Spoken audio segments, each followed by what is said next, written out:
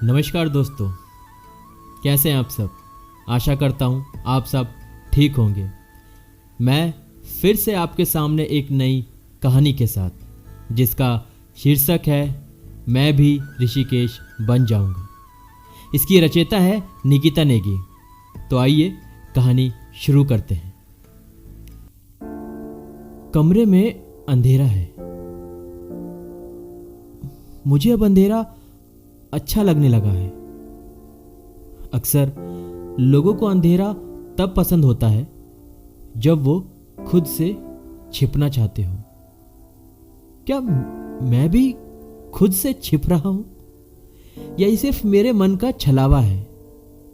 आज मैं गंगा आरती के बाद घाट किनारे गया था। बहुत देर तक घाट पर ही बैठा रहा, देखता रहा। कभी लहरों का किनारे से मिलना, तो कभी लहरों का रूठना मनाना।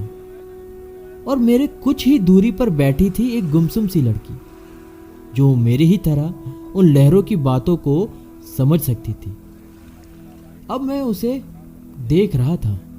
उसका गोरा रंग, उसके चेहरे पर एक दबी हुई मुस्कान थी, जिसे मैं शायद पढ़ सकता था, या यूं कहूं उसे पढ़ने की कोशिश कर रहा था।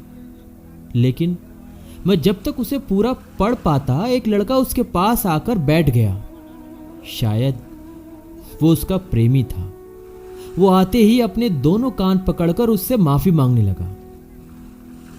मैंने अब उस लड़की से अपना ध्यान हटाना चाहा, क्योंकि बिना किसी के इजाजत के उसकी पूरी कहानी जाने बिना खुद के मापदंड बनाना एक गलत आदत है, और आदत हमेशा आपको नुकसान ही पहुंचाती है।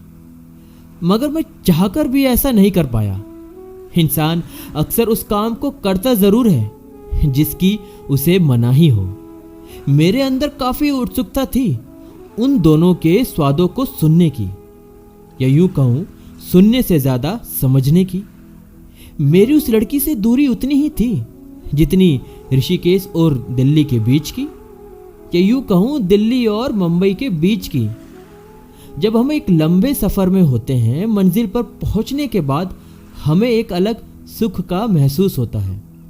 ये सुख हमारी आदत बन जाता है, और इस सुख का साथ पाए रखने के लिए हम अलग अलग तरीके अपनाते हैं।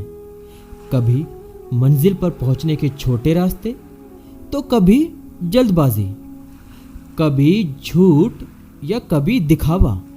निरंतर सुख की लालसा में हम लंबी दूरी को तय करने वाले सेतु को तो भूल ही जाते हैं। उस सफर को भूल जाते हैं जिसकी वजह से ही तो मंजिल पाना मुमकिन होता है। इंसान ऐसा ही है, हमेशा एक कड़ी जोड़ते जोड़ते बीच के सेतु को भूल जाता है।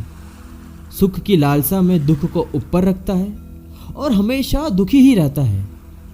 मगर सच तो यह है कि सुख और दुख एक कड़ी है जो एक सेतु से बंधे हैं। वही जिंदगी है। शायद उन दोनों के बीच अब सब ठीक है। दोनों मुस्कुरा जो रहे थे, अच्छा ही है।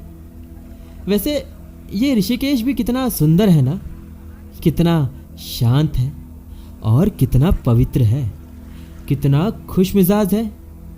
हर किसी से आसानी से दोस्ती कर लेता है ये शहर। देखना, एक दिन मैं भी ऋषिकेश बन जाऊंगा। सुंदर, शांत, पवित्र और खुश मिजाज, बिल्कुल ऋषिकेश की तरह। ख्याल रखो अपना। तुम ज़रूरी हो अपने लिए, मेरे लिए, उस उम्मीद के लिए जिसके लिए तुम मेहनत कर रहे हो। शुक्रिया दोस्तों। तो ये थी एक छोटी सी कहानी, मैं भी ऋषिकेश बन जाऊंगा।